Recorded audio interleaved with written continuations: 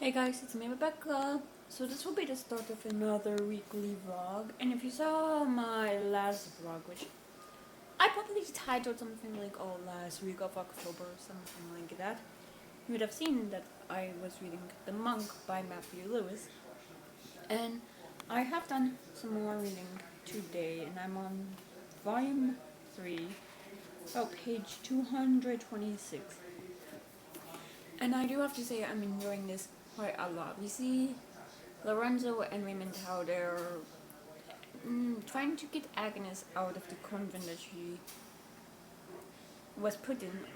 Or, I don't really know how to phrase this, because she was told she had to go to the convent, like her parents promised God they would send her there, and she, in a way, was tricked by her family members to accept the vow, believing stuff about women.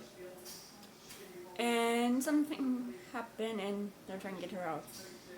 Agnes is also the one at the beginning of the novel who Amber also discovered a note from and told her Paris, or the head of the convent of. And we see how the Paris, she is someone who's extremely strict and will do anything to be in the good eye of the public, to have a good reputation. And she is preventing Lorenzo from seeing his sister.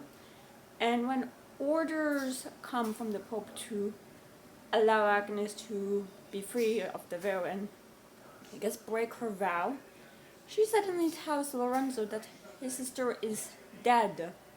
And so is her newborn, which was a stillborn. And this is after he is told that she will do anything in her power to prevent the Pope's word from coming true, and to ensure there's a good reputation in the convent.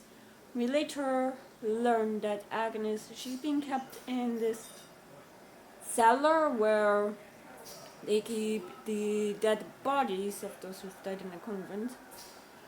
And it seems that the prioress, she wants to make an example out of Agnes and ensure that all of the other nuns behave.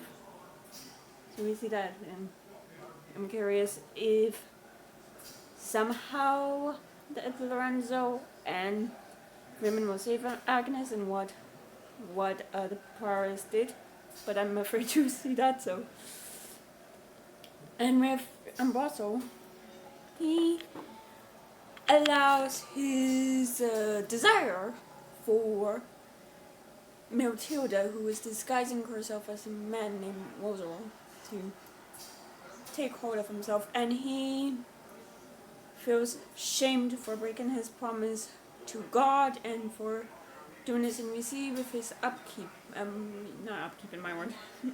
there we are, that he was kind of isolated from the rest of society. His worst, not desires, but his worst qualities, were kind of exploited, and they were kind of brought to the forefront of his head. And we see eventually he and Matilda, they start this affair, but he finds himself no longer desiring her, no longer lusting over her. He's now finding her revolting and wanting to keep himself away from her. And he then falls for Antonia after she comes to him in confession, and she wants him to find someone who will be her mother's confessor, her mother who is currently extremely sick. And he volunteers because he falls in love with her voice and whatnot. And he comes over, pretend, and kind of not in disguise, but hiding his face, because he has this reputation for never leaving the convent. And he is her confessor, and the mother's suspicious of him. And eventually her suspicions come around, and when she finds him after she's not gotten over her gotten over her sickness, and she tells him also that she no longer needs him, and he goes into Antonia's womb and kisses her, and Antonia's like trying to get away from him and disgusted, and it's very obvious trying to push him away, but he won't accept it. And the mother walks in and tells Ambrosio to never come again.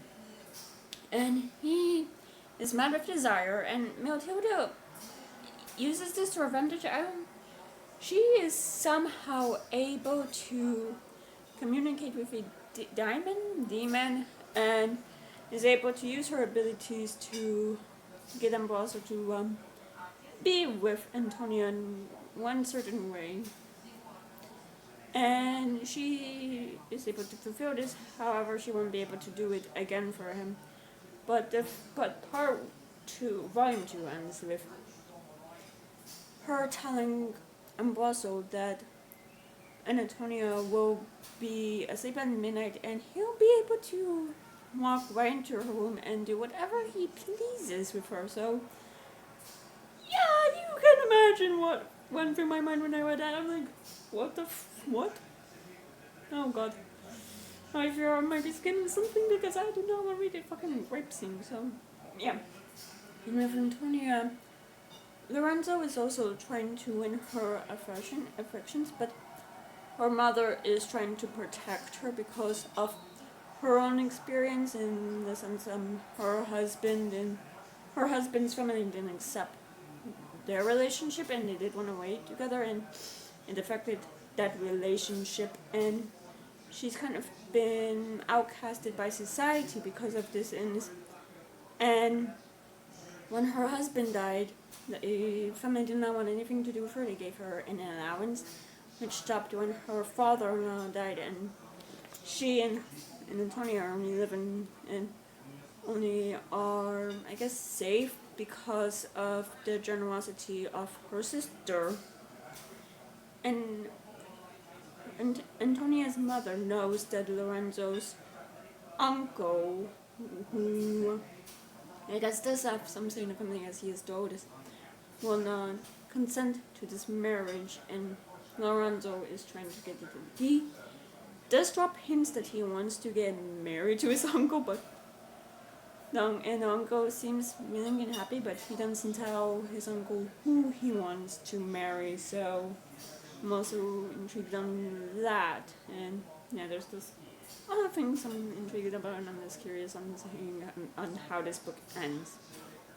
But yeah, I still have some work I need to do, and later I will be going outside to wake up some leaves, because it got extremely windy on Halloween and a lot of leaves fell, so yeah, that would take me a while, so I'll see you. So it's the next day, and I've just done some work and whatnot, and I have also done some reading of the monk. I'm on page 292, and I'm still liking it through.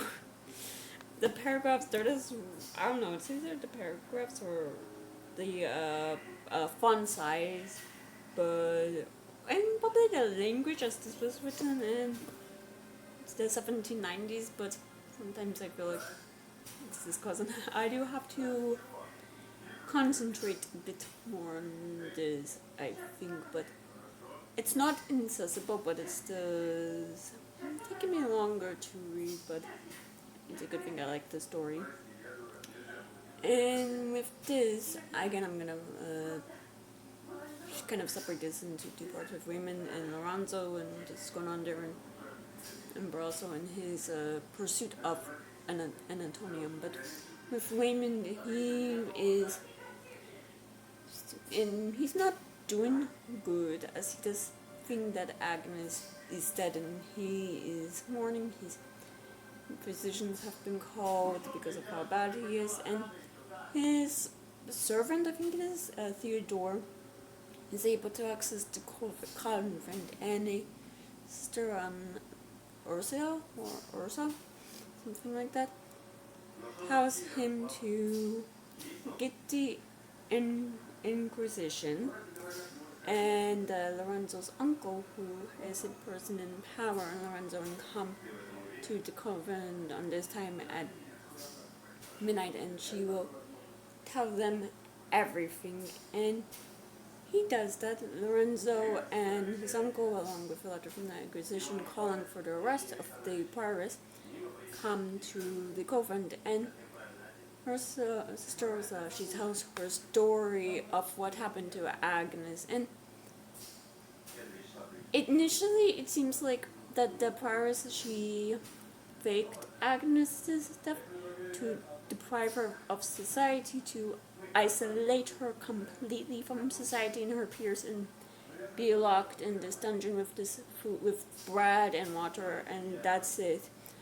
However, it seems like the prioress didn't think that was sufficient punishment, and she and a few other sisters, they go to Agnes's cell and force her to drink this poison. And Agnes, she resists until the prioress puts a dagger to her chest, and it's either that or she will die anyway, so she drinks the poison. And initially it was that Agnes's punishment was supposed to be something that was a vote of, and the prioress, she took advantage of old rules and her worries of like and she does worry or really care on how the convent looks, on the reputation of it, and she took matters into her own hands, and this causes a riot. People and things get quickly out of hand. Lorenzo's uncle tries to arrest her, but people are upset with her for what she did, and they trumpet her and they kill her, and then rioters, there we are. They go to the convent and start destroying it and go after the nuns, which, probably had some desires and some intention, but I don't know. But you can imagine what I thought when I read that. Yes, there's some violence, and things do get out of hand, like I said, as there is a fire, and Lorenzo goes to another part of the convent when people get out, or are trying to get out. He finds 3 women there, and they are hearing and they've been hiding there, and they were hearing this groaning sound, which I suspect, as I know what it is, and that's where I left up with this, with Ambrosio and Antonia. Ambrosio tries to go through his plan that he established with Matilda. However, Antonia's mother, Elvira, she was suspicious of Ambrosio and went into her daughter's room when he was there. And she tries to flee to alert people that he's there, and he attacks her, he strangles her, kills her, and this puts Antonia in grief, and also he does feel bad, and Antonia, she's in her mother's room, and she and I guess the landlady, they see the ghost of her mother, who tells Antonia that she will be dead in 3 days. And the landlady, scared out of her wit, I guess, goes to her mom, Ambrosio, and tells him what's happening, and wants him to put holy water around it, to give it up to ghosts, as well as stay in the house, prevent the ghost from showing up. And Matilda gives him another plot, and instead to go to the convent, rub this like a liquid that's kind of like a poison, and put it in Antonia's drink, who has been sick since then, and it will make it look like she is dead, and he will take her to the burial plot, bury her, and give her this antidote, which will revive her, and that is supposed to, I don't know, he intends to really show how much he loves her, how much he lusts for her, and that she will be with him forever. He does definitely, he does feel guilty about doing this, and as well he worries that maybe this is actually poison that she won't revive, but so I'm suspecting the groaning is, I'm also taking advantage of her, so I don't know, I'm just curious on what's left, because there is about roughly sorry, about like 60 pages left, less than 60, so I'm just curious on where the rest of this will go. So, yeah, I think that's all for now. So, it's the next day, and it is also election day, and I did go out and voted for, I think it was this for stuff related to my town, like town council and whatnot, but still casted my vote. And where I go to vote is a 10-minute walk for me, so I did go for a walk to go there, and I also did yard work and whatnot, and I also did some work, and I also did some reading, and I finished The Monk, and I'm gonna give it 4 stars. I liked it. With the end, I think I might have accidentally skimmed over something, because something did go over my head, because I will just get to there when I get there in the summaries that Lorenzo, he hears the sound and he goes to investigate it while rescuing the other nuns in Virginia, who was someone who the prior was kind of training to, I guess, inherit the woes of the convent, and he finds a prisoner in the dungeons, and the prisoner happens to be Agnes. Later we do learn her story on what her friend thought was poison was opiates, and then the nuns actually faked her death, and they want to isolate her completely, have her, I guess, repent what she's done and isolate her completely from society forever. And we see how Agnes, when she tells her story later on after all of the events, and she did have a miscarriage and had the corpse of her child, and the main nun who came to see her, a nun named Camilla, was sick when the whites broke out and hadn't gone down to see Agnes in a few days, and Agnes thought she was forgotten about it. The other nuns were just going to leave her to her death, and that's when Lorenzo came. And she is reunited with Raymond, they get married, and whatnot, that's the end of that story. But with Antonia and Ambrosio, he is successful in his plot, and he does rape her immediately after his plot. He feels disgusted by her, and she tries to run away, and he knows that if she runs away from him and tells someone, highly likely they won't believe her, but there is the possibility that someone and his reputation will be ruined. And he tries to stop her. He tells her she won't ever be able to leave, as people think she's dead, so it won't matter. But Matilda shows up, gives him a dagger, and somehow he punches it into Antonia's breast, killing her just in time for Lorenzo to come and run in.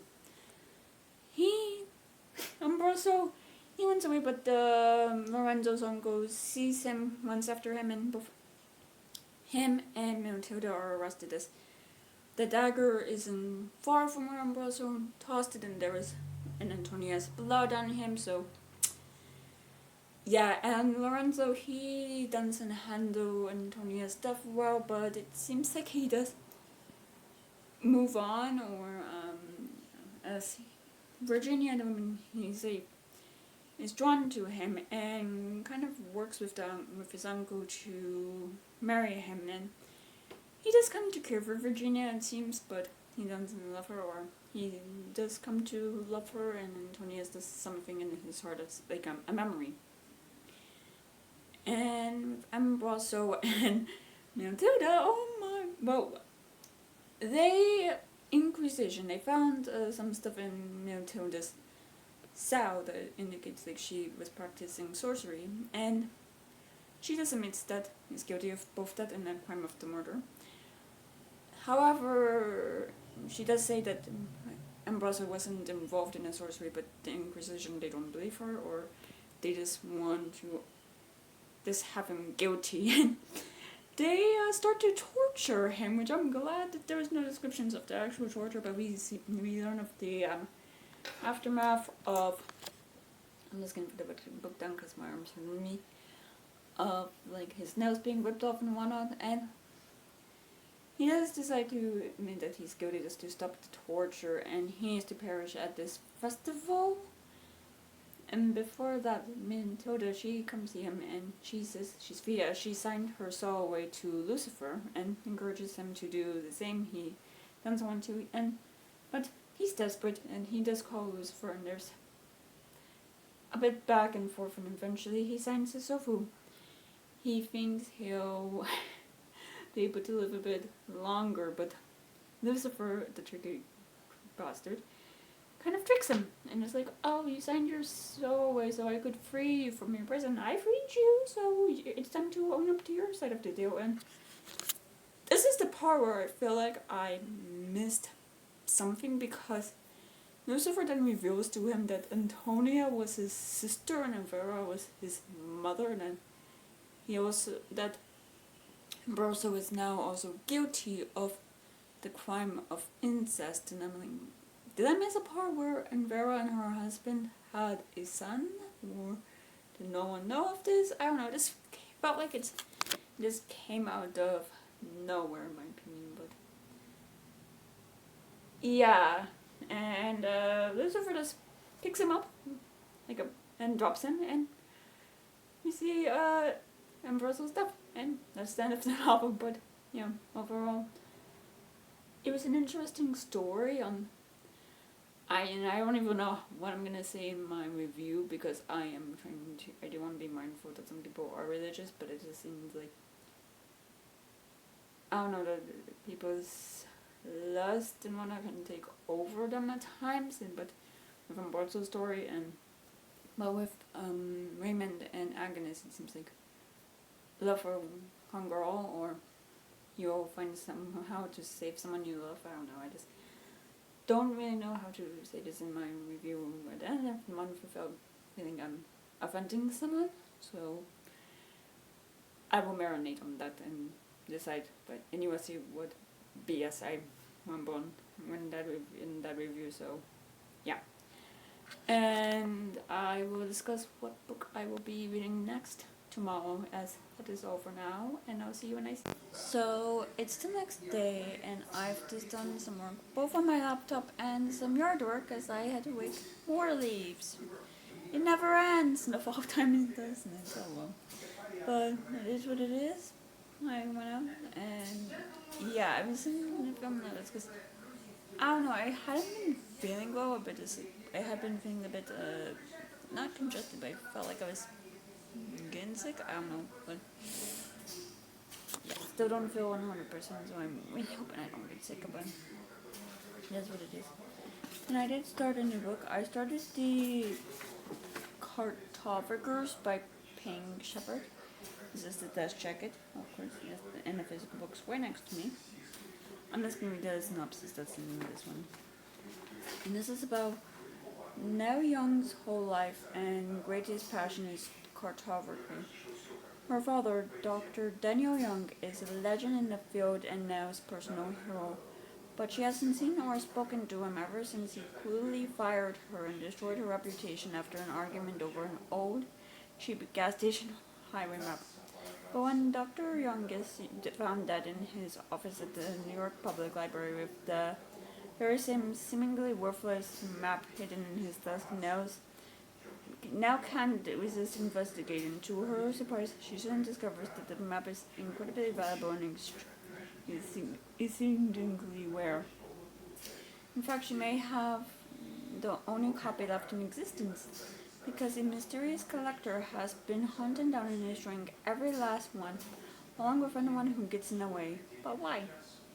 To answer that question, Nell embarks on a dangerous journey to reveal dark family secret, and discovers the true power that lies in maps.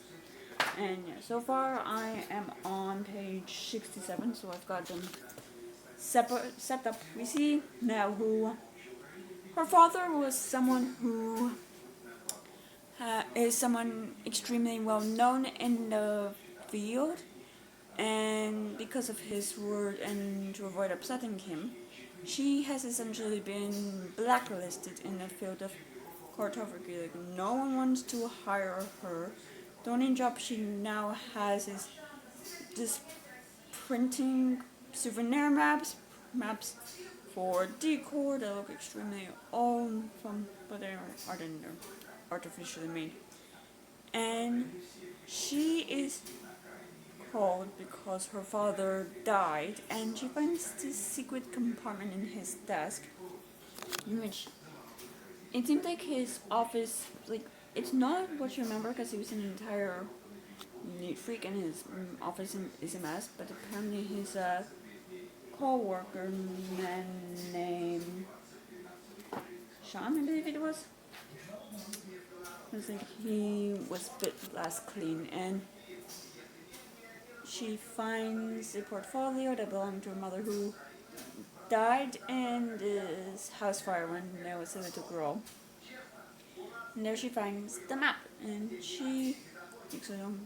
And then the next day she tries to get to Sean and goes to the public library again and learns that there's been a robbery. And the weird thing is, even though there's so many priceless, valuable things that thieves could have stolen, they didn't take anything. It seems like they were looking for one specific thing, and security cameras show that they turned over every map and weren't able to find it. So it seems like they are after her map, which she, under her father's name, entered into this database and quickly deleted it after learning that any map fitting its description was stolen, destroyed, or lost from different universities and different libraries. So there is that. We do learn that.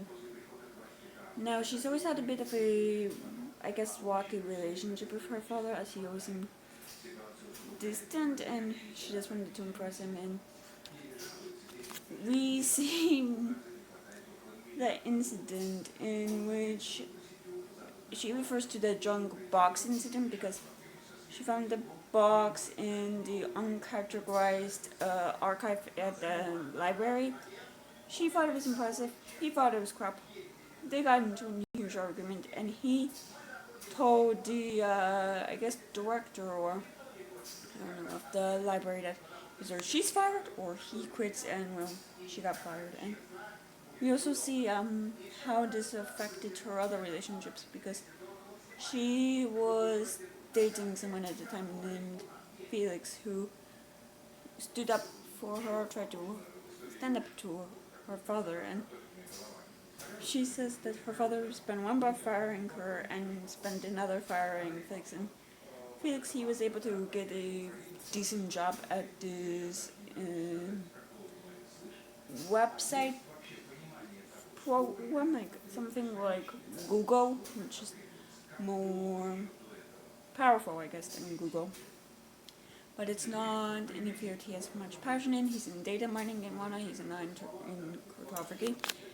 And she's just not been doing well, and she just called him to get some, to see if he could read a map, because it seems like something he might have some knowledge on, and he was not able to. But after doing some research, there was an old chat room or something similar to Reddit where someone was looking for a map, and either people thought they were joking, or some people thought they were way over their heads, they didn't know what they were talking about. But it seems like this map is valuable, and refers here of the name cartographers as the people who might know something about maps. So yeah, we see how now she is wondering if the map in question that was in her father's possession could have also be related to his death, because his death was written off as him having a heart attack, but she's wondering if he was killed because of this map, and she's going to be investigating it, and she's mainly doing this with the hopes that it will impressed the director of the New York Public Library, who said that her father was working on a big project that he was waiting to announce, and she thought it would be good for the library's reputation because there's some issues with funding. There is that, and now things. If she presents the research, she'll get her job back. So she's this really this trying to get her life back together.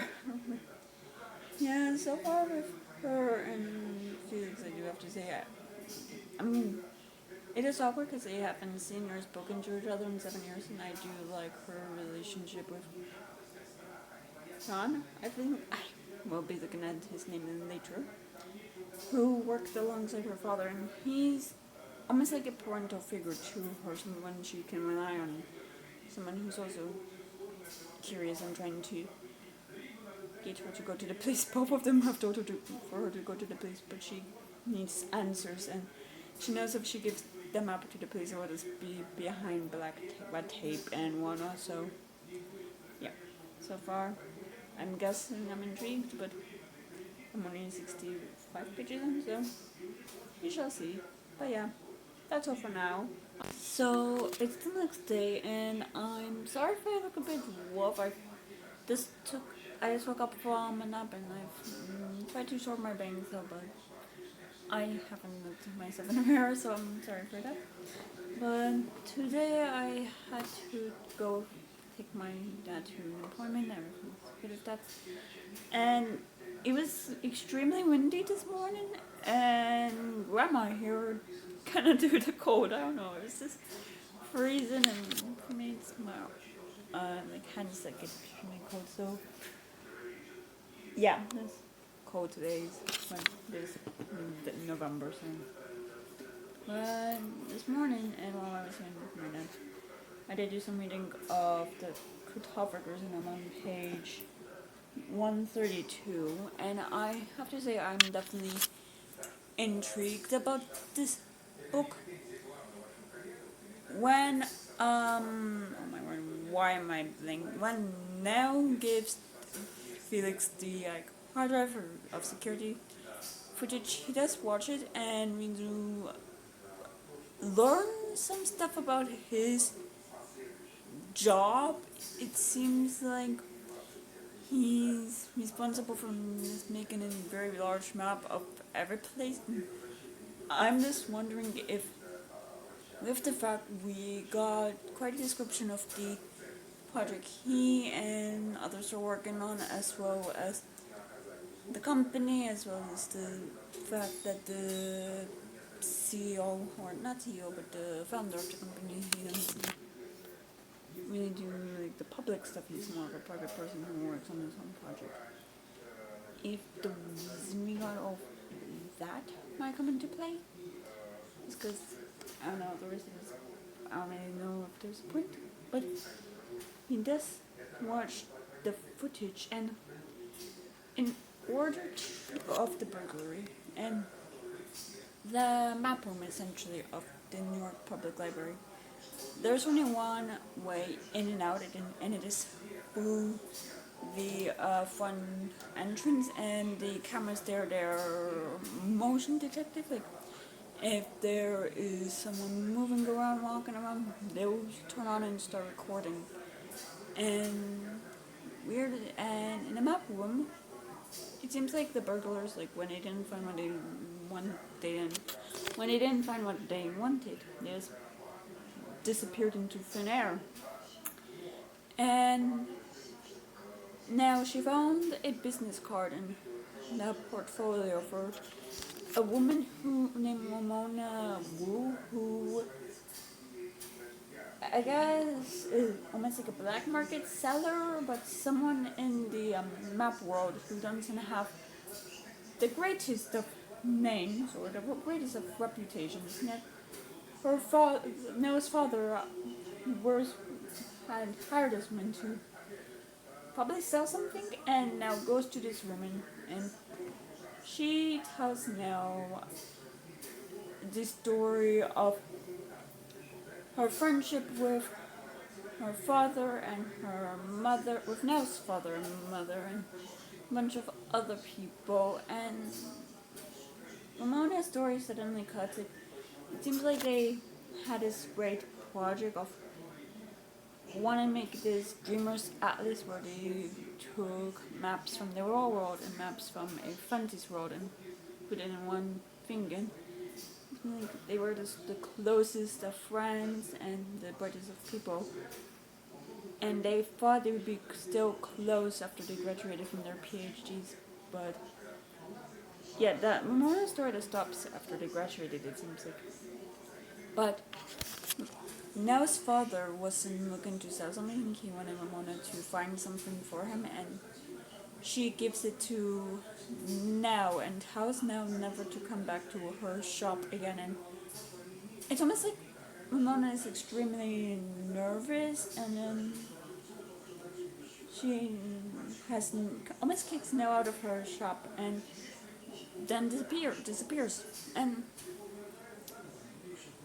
Nell is at her father's funeral reception when she is caught in this conversation about the map, about how a bunch of people in the field just look for it as a hobby because it is extremely rare, and now just learn of the group of the cartographers, who are a group of extremely wealthy individuals in the field who want the map as well, who are searching for the map. And it seems like some people believe in it, they think it's, but other people think it's a waste of time and it's ridiculous. And she also meets the person who gave Mona the thing Nell's father was looking for, a guy named Francis, and he is trying to avoid her. He seems also extremely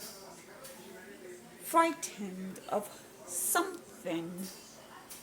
And now she sees him to the office where the wig is held at. Swan's place, and Swan was also the character I was trying to think the name of yesterday. I'm so sorry about that. And with Swan's office, the only way in and out is through one door, and Nell thinks, oh, she's had Francis cornered. She enters the office and he disappears. So it's like, how is it possible? How are people disappearing into thin air like this? Like, I am intrigued about this. And now is also on the time crunch of solving what's going on with the map and solving this case, because Swan gave a good word to the director of the New York Public Library and got her a job there. And she is, I guess, not required, but she is asked to, or she not asks, but she offers to present her father's research at this, like, not memorial, but the library is dedicating an exhibit to his work, and that is in 2 days, so she has 2 days to figure out what the hell is going on. And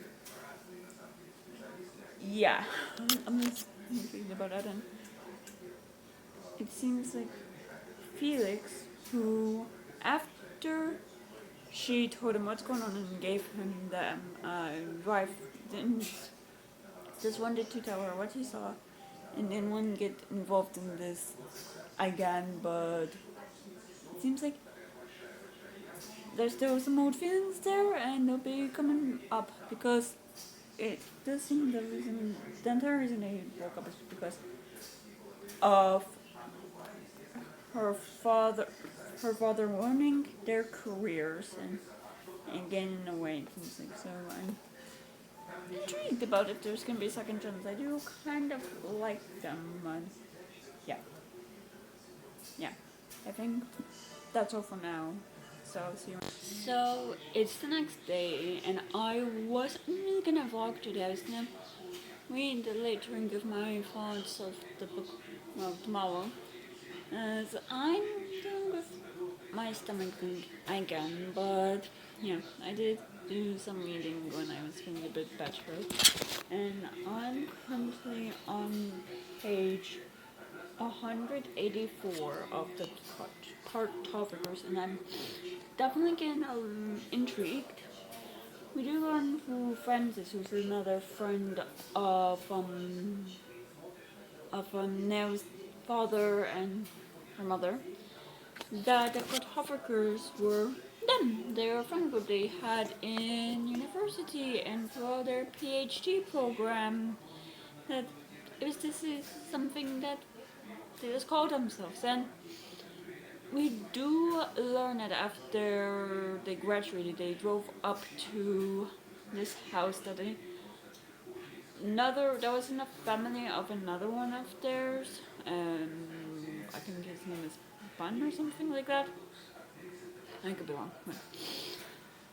And they were gonna work hard on their dream atlas. They were sold on the idea of doing that instead of traveling or taking internships in London or whatever. It's because they thought it was romantic. Like, oh, we will be like these academics who isolate themselves in upstate New York or in isolated locations to do their work, to concentrate. And it seems things changed when they stumbled on the map that was in the junk box in an antique store, as it seems it had something to do with Nell's mother's death, which even other person in the friend group claims was just an accident, but it affected one of them, Wally, who disappeared after the mother's death and is destroying the maps for some reason. I'm very much intrigued about what that reason is, as we also learn the reason this map is so valuable is because the company who made it, they were one of the first companies to create maps and have them distributed in gas stations when cars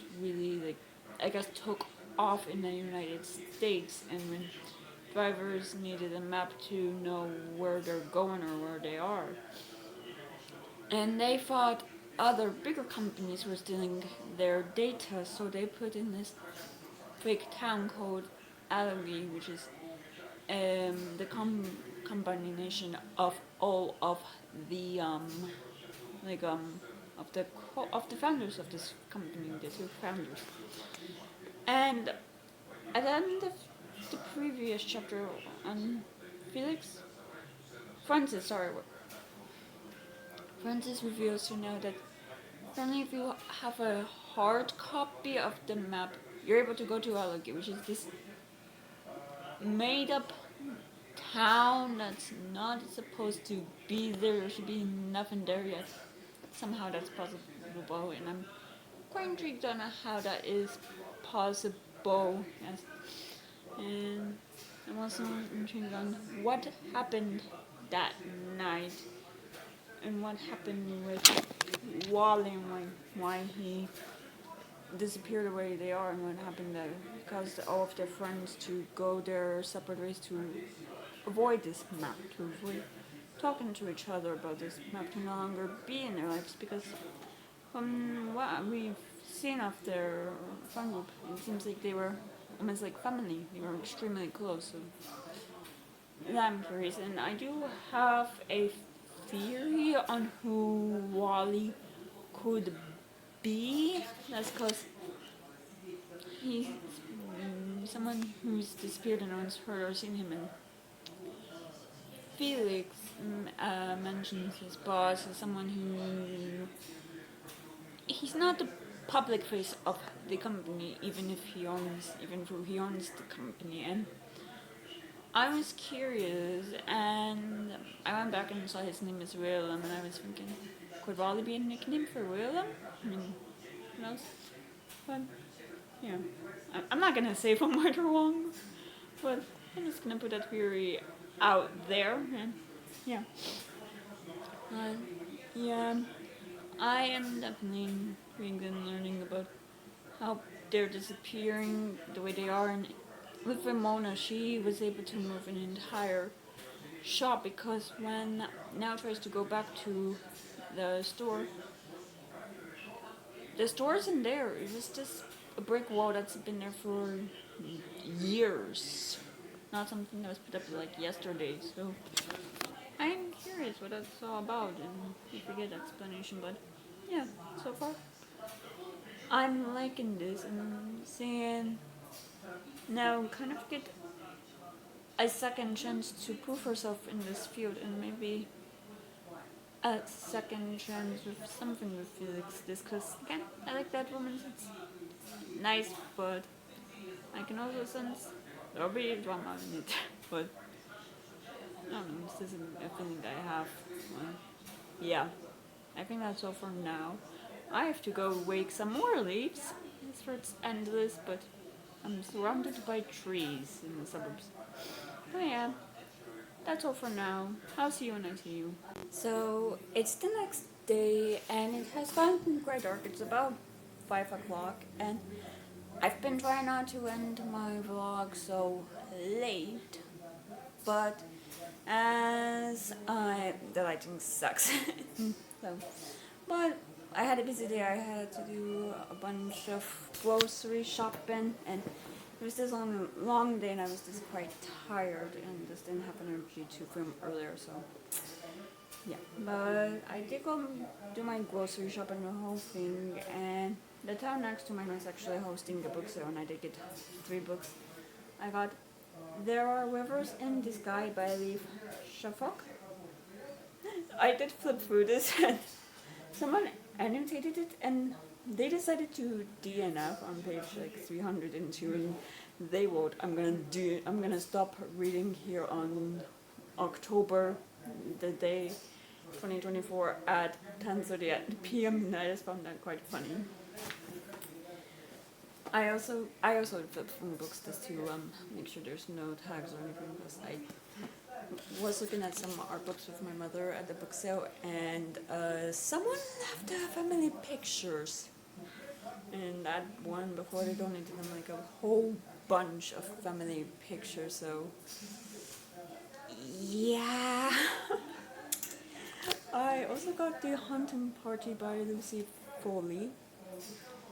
And finally I got Nights at the Circus by Angela Carter. I'm very much excited to read all of them, and I did do some reading before I left, and I got to page 234. I am gonna do a bit more reading because page 236 is the beginning of the next chapter. So, but we do continue on from the night of the gala, and Nellie has confronted Francis again. He still won't really talk about the map or the importance of the map. Well, she does she does have it, and she had an opportunity to give it to our Irene, chair of the department of the New York Public Library, and she doesn't. And Felix does one into Irene and mentions the map, and Marin says there is no map. So Felix knows that now backed out, and this causes tension, which I thought was a bit out of place, and I didn't really feel invested in, and now realizes that her life is falling apart again. She is so determined to figure out a secret that she can't let it go, and she starts to leave when the police roll in, and they announce that Irene has been murdered, and it seems like someone has caused them to believe that Now was responsible, and she falls into the part of the library where it's like there isn't anything there, but on a map there was, and someone knocks her out, and it appears that Wally for some reason is going around destroying maps, as when she comes to the map is lost, and the story continues on how the friend group, who they're young and it seems like they're in a part where they're almost innocent and they're just happy and alive and excited about life. It seems like we're seeing them in the past. And then Wally and Tam, now his mother, realized what was going on with the map with Audrey. And they take the group there and they decide just to kind of not restart but throw away their Dreamers Atlas project and just focus on this to show like there is this invisible town that if you have a certain map for it, you'll be able to find it, and they start sketching it. We didn't learn.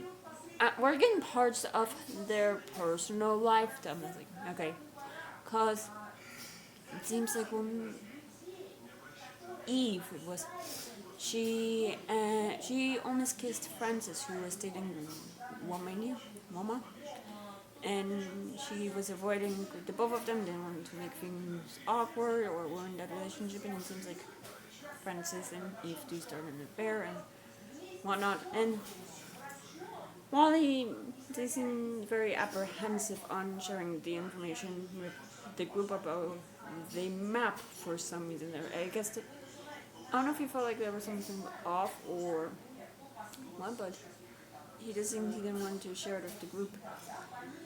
And we do learn that somehow if you're staring at a map of a place, it would just exist, and if you don't have the map of the place, it won't exist. And that's how people have been appearing, people have been disappearing through these random vortexes, and I'm just very curious if they ever figure out how it works, because I'm just curious about it. And yeah, I do like to talk of like the old-fashioned ways, new-fashioned ways of doing things. It's just, I don't know, very interesting, especially I'm guessing in academia where some people can be old-fashioned, but yeah, it's now what's left is to find Wally and I guess like how now his mother's death like plays a part in this story, and how the discovery of this map played a part in her death. But we will find out my thoughts of the rest of this book in my next video, as this is the end of this vlog. So if you enjoyed it, please give it a thumbs up and leave a comment below telling me what you've been up to recently. If you want to, please subscribe to this channel, and if you want to follow me on any social media, then all those links are now down bar below. I'll see you guys next time I post a video. Bye.